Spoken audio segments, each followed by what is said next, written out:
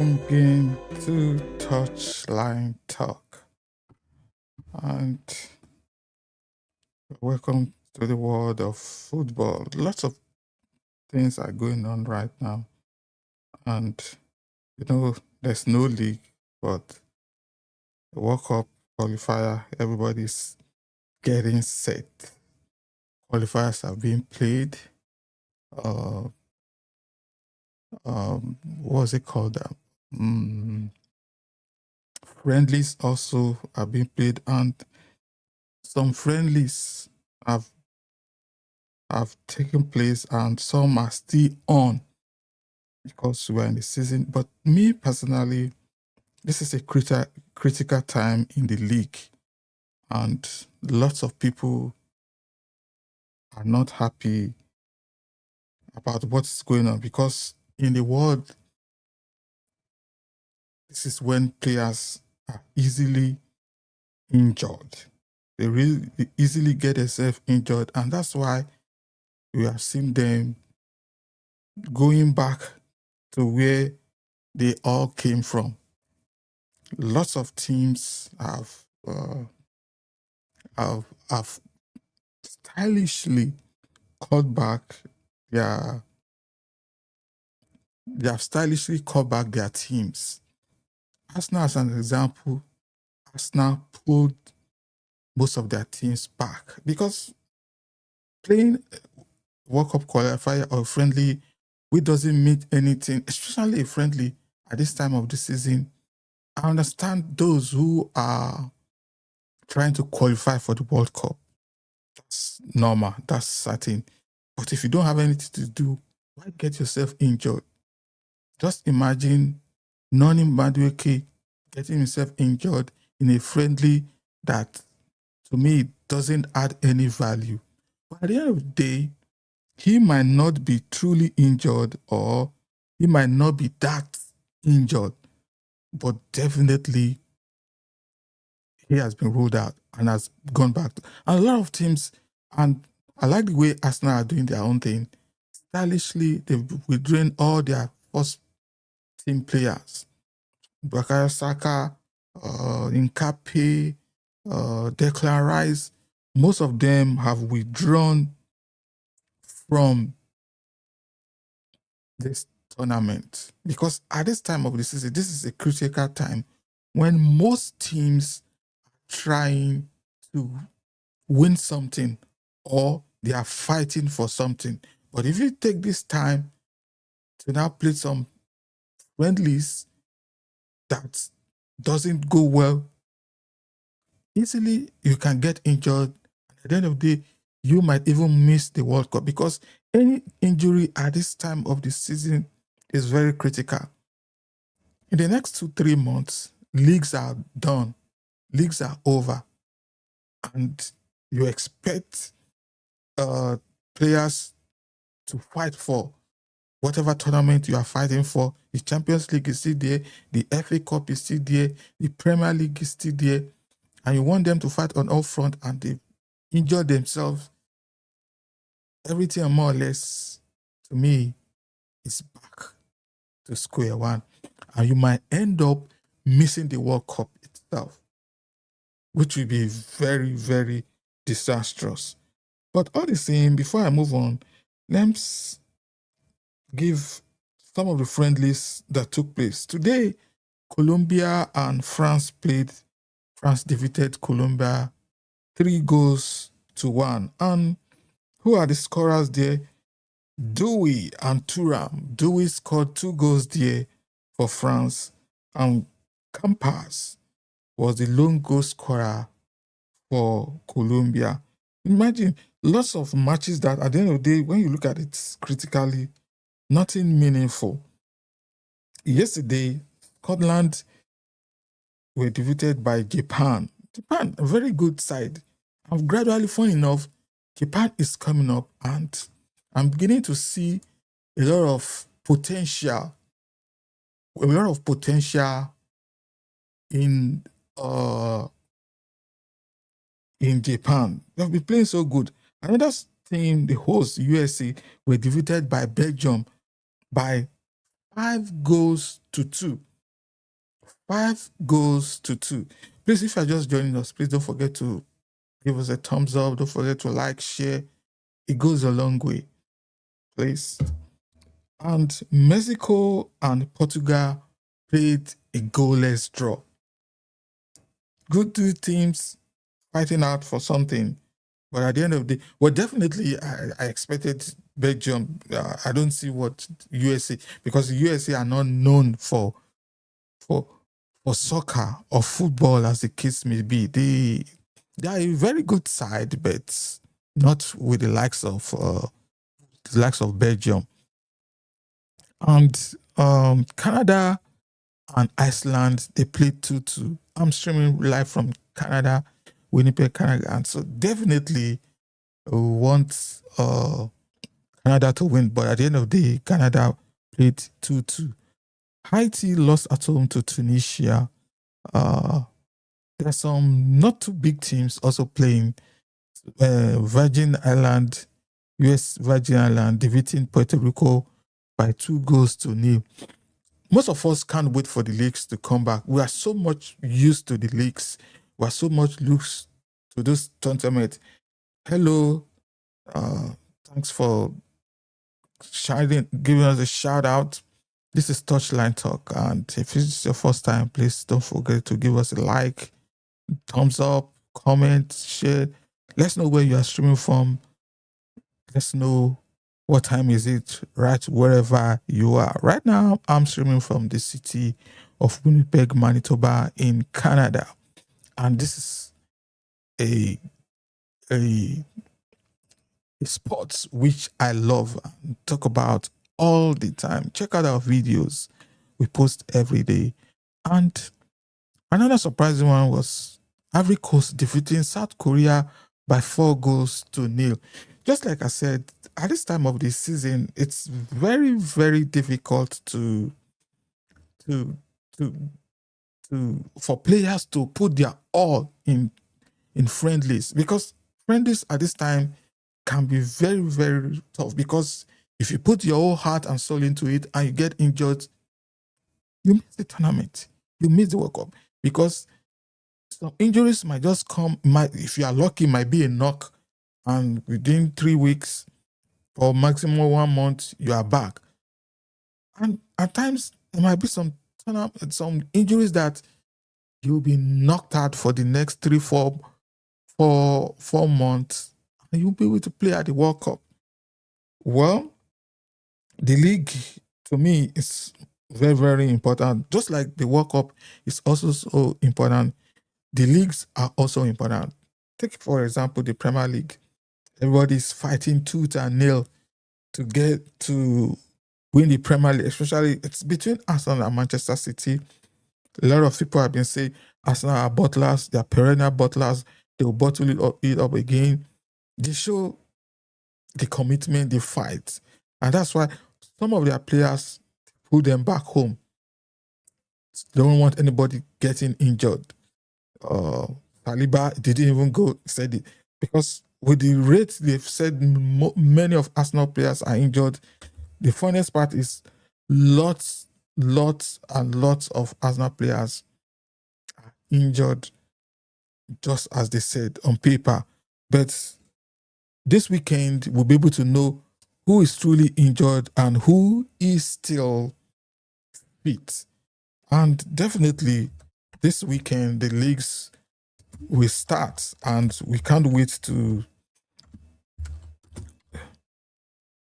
see what's going to play out. No doubt. Promises to be exciting.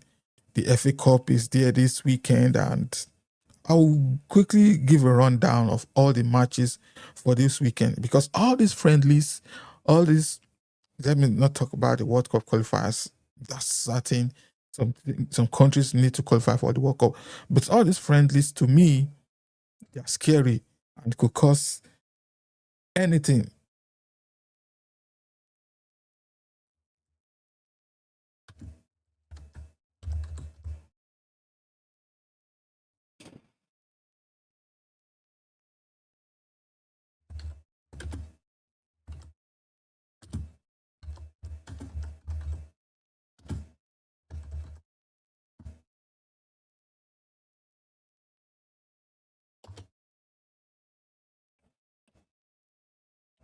So, just like we were saying, uh, some friendlies have been played, nothing much there.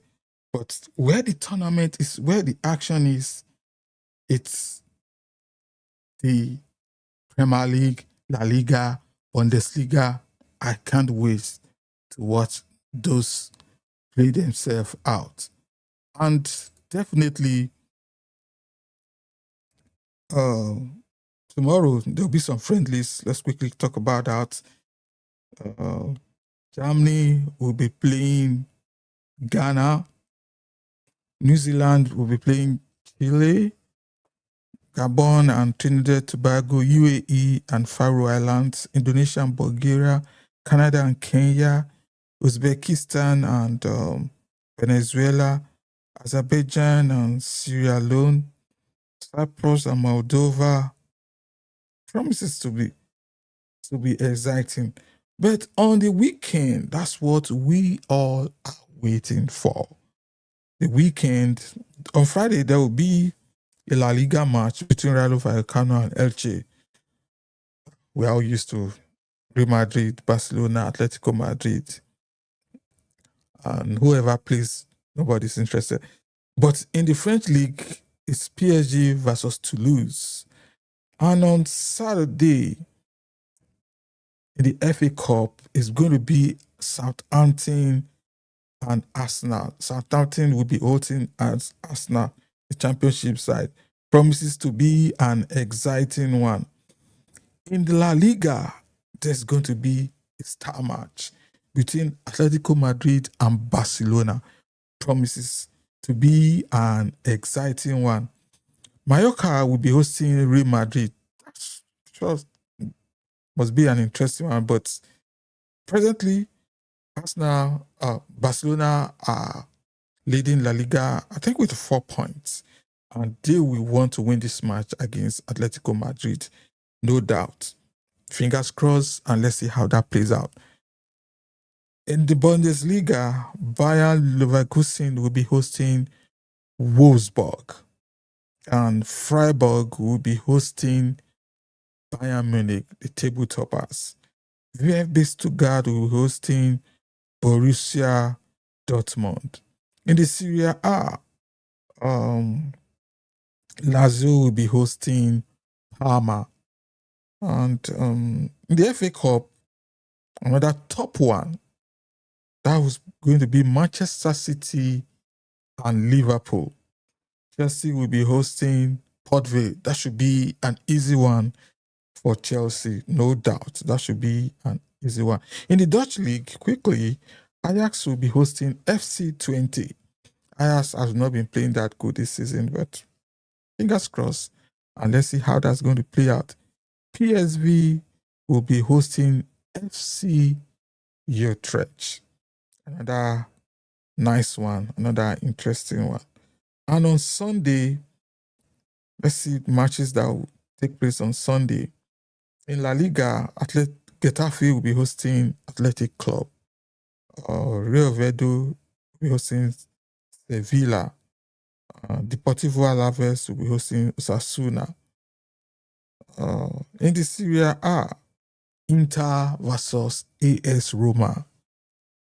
Pisa versus Torino, and Cremonese versus Bologna.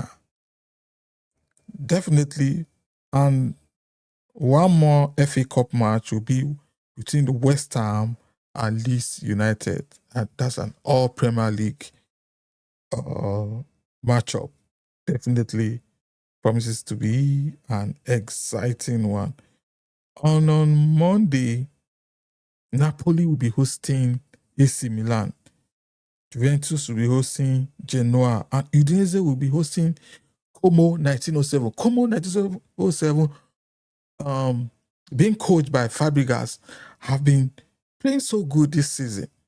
Very surprising one. Currently, they are fourth in the Serie A. They have 57 points.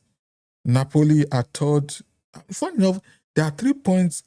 Como 1907 are 3 points ahead of Juventus, who are on 54 points. Juventus are fifth. 30 games played, 8 more games to go. Fingers crossed, and let's see how that's going to play out. If they're going to be the surprise team, and if they are able to qualify for the Champions League, that would be the surprise of the season in the Serie A.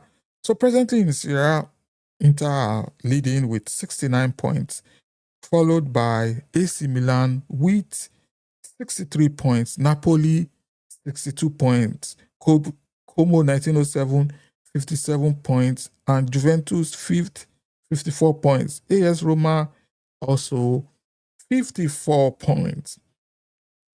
That's the Serie A. And on Tuesday, Champions League starts again. That is April 7th.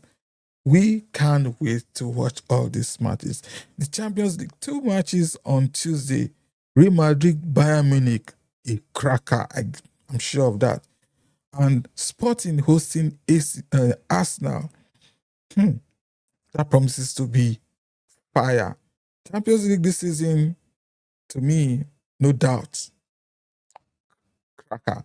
And on Wednesday, it's going to be Barcelona and Atletico Madrid. Remember, on Saturday, they'll be playing their La Liga, and this time around is the Champions League. So more or less like the La Liga will be like a rehearsal for the actual Champions League. Promises to be exciting. And also PSG will be hosting Liverpool. I can't wait to watch this Champions League. They are definitely going to be something to watch. Just can't meet these fixtures like this, because enough of all these teams that we've never had their names before. We've never had anything about them. But definitely PSG Liverpool going to be a cracker. Barcelona Atletico Madrid, a cracker. Real Madrid Bayern Munich, cracker. Sporting Arsenal, cracker. Can't wait to watch this quarterfinals. Definitely it's going to be an interesting one. So, I just can't wait for the weekend to come around. Enough of all these World Cup qualifiers, all these friends, all this free weekend. We are missing a lot. Because one thing with the leagues, every day, day in, day out, our minds are always there. Our minds are always waiting to see who's going to win next, or who's going to be on course to do something magical or to do something interesting. But no doubt, the league is here again. Fingers crossed, and we'll be waiting. Start with the FA Cup and enjoy yourself. And definitely, it's going to be fun as usual. This is Touchline Talk. Please, if this is your first time, please don't forget to give us a thumbs up, like, share this live, and also subscribe. It goes a long way in helping our channel grow.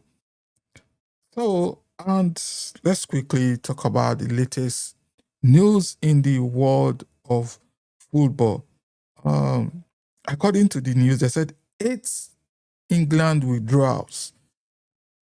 The question now is, are these real withdrawals or fake one?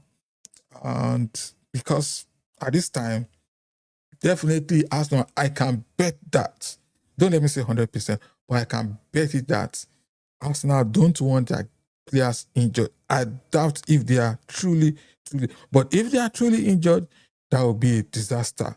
Then something.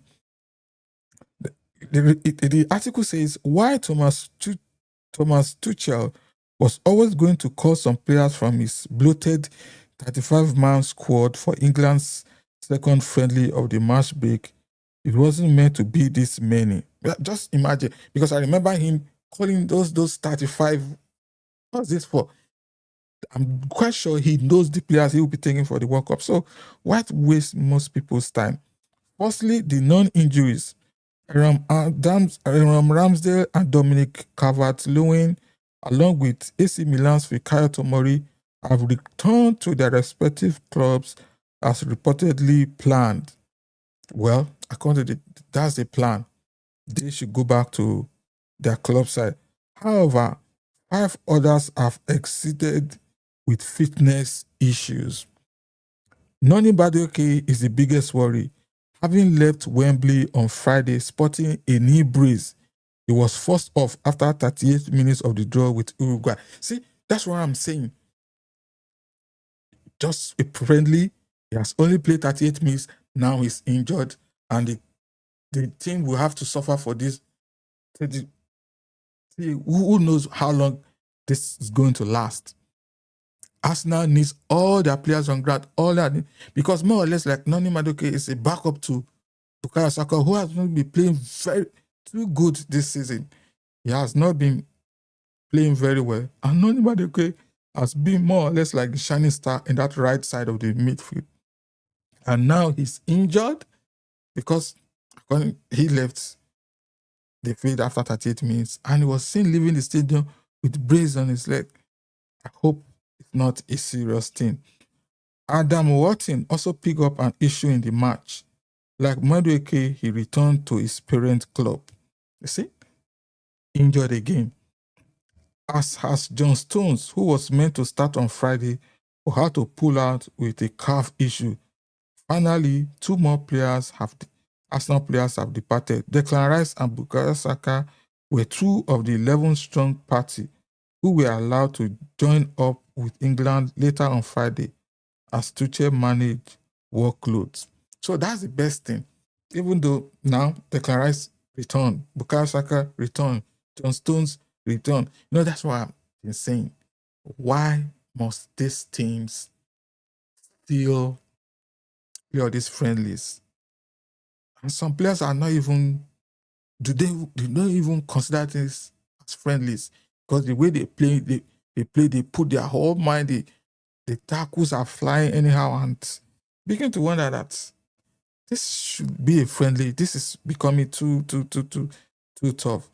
Dean Henderson, Dan Bond, Maguire, Ezri Konsa, Nico Relly, Elliot Henderson, Morgan Rogers, Anthony Gordon, and Bayern Munich's Harry Kane are the other latecomers who weren't involved again against Uruguay, who we may see against Japan in midweek. So definitely, maybe in the midweek, they might play. So more or less this time, the workload needs to be managed. That's the best thing.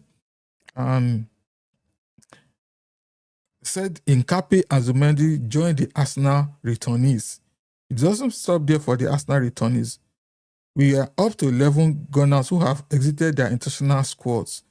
Pierre Nkape and Martin Zumendi are the latest additions to the list, having led Ecuador and Spain respectively. Definitely, I see something there. I see what Mikel Arteta is doing there. Stylishly withdrawing his players. Even though some people are saying, oh, dark arts at work. Oh, Arsenal are cheaters. That's the best thing to do.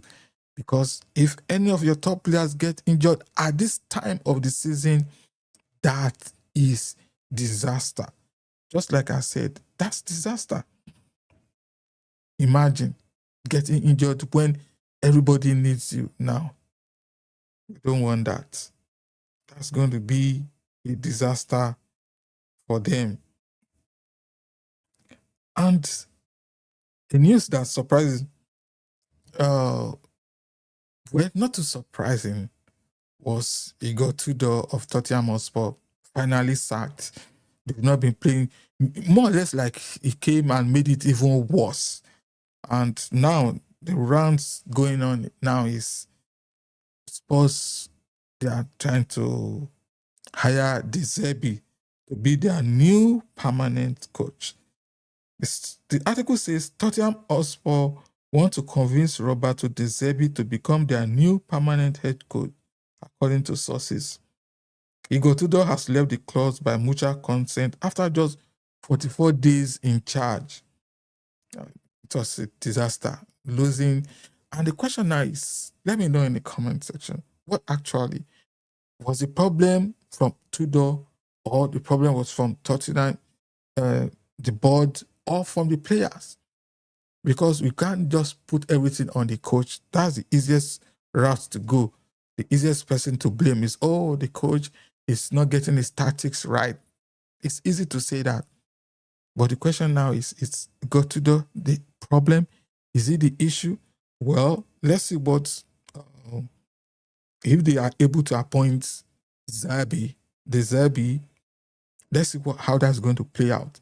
So, according to the article, Tottenham wants to convince Robert Zerbi to become their new permanent head coach. Igor Tudor left after 44 days of being in charge. It is understood Tottenham had resolved to part ways with interim boss Tudor following Sunday's 3-0 defeat by Tottenham Nottingham Forest, a result that left them just 1 point clear of the relegation zone, but wanted to give the Croat a period of time to mourn the death of his father last weekend. They didn't want to do it when he lost his father. So now they can easily sack him. And one of the reasons why I personally am not pitying Tottenham Hotspur, if they like, I remember, was it last season when they were supposed to get something from Manchester City and allow my lovely team Arsenal to win the Premier League, but they laid low and they were beaten, and some of their fans were even laughing. But now is the time for Arsenal to laugh at them. If they go on relegation, nobody cares. I don't care. They can go wherever they want to go. They didn't allow, they were one of the reasons why Arsenal couldn't win the Premier League. I think it was 2 seasons ago.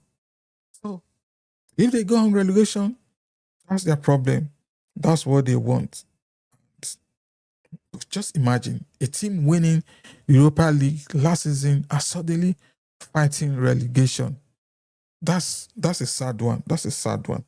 So now the rumor is they want De Zerbi. And the question now is, will De Zerbi decide to take the challenge, go to Tottenham Hotspur?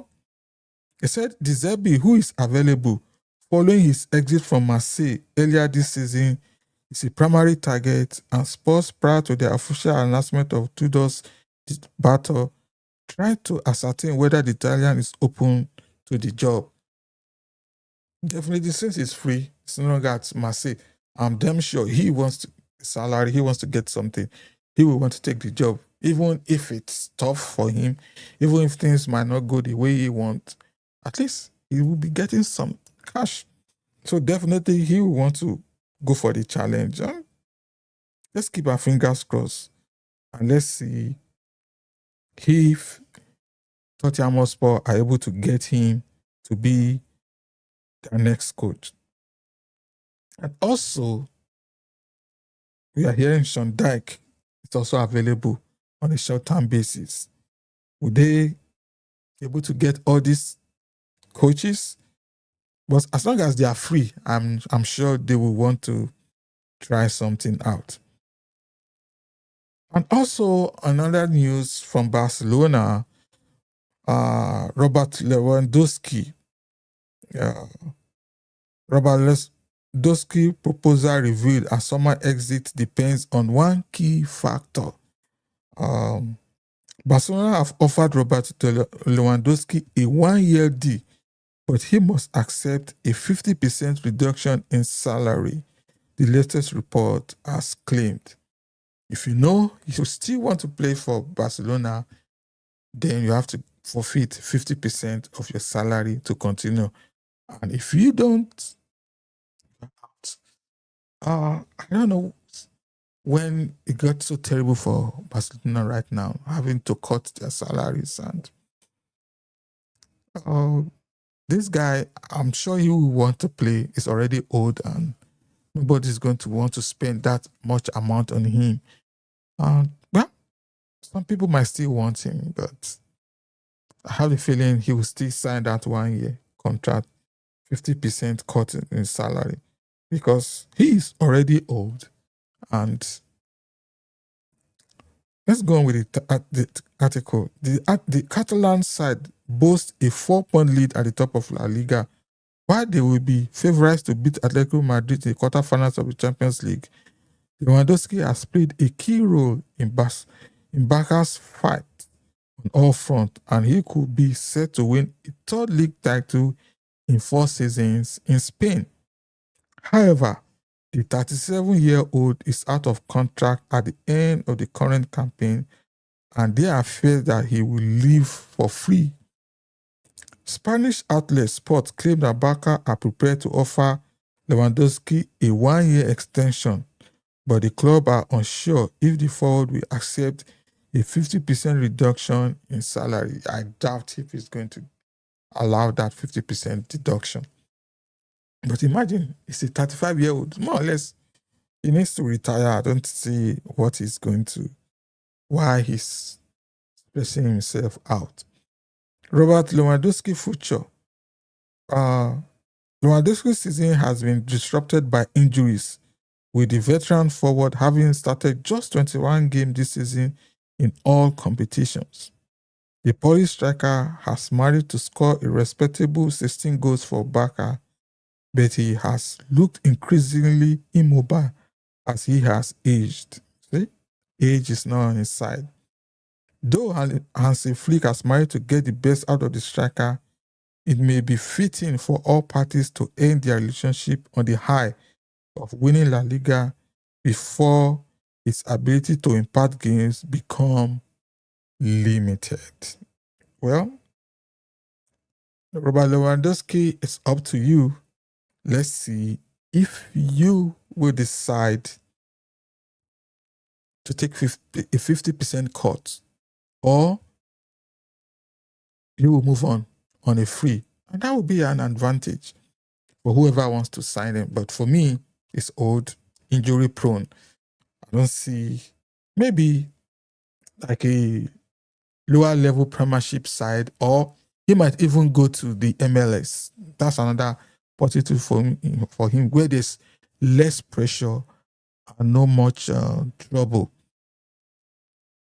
Well, fingers crossed, and let's see how that plays out. So it's been wonderful. Thanks for watching. Thanks for staying by. This is Touchline Talk. It's all about football. It's all about soccer. Some people call it soccer, some call it football, but we call it football. It's a beautiful game. Thanks for watching. Please don't forget to subscribe to our channel. Don't forget to give us a thumbs up, like, share, comment. It goes a long way in helping. Thanks for watching. See you tomorrow again for my live session. See you tomorrow or next for more videos. Check out our channel. Lots of videos to talk about, especially on the issue of Michael Carrick. Should he stay, or Manchester United should get a new coach somewhere else? Let me know in the comment section. Until next time, catch you. See you soon.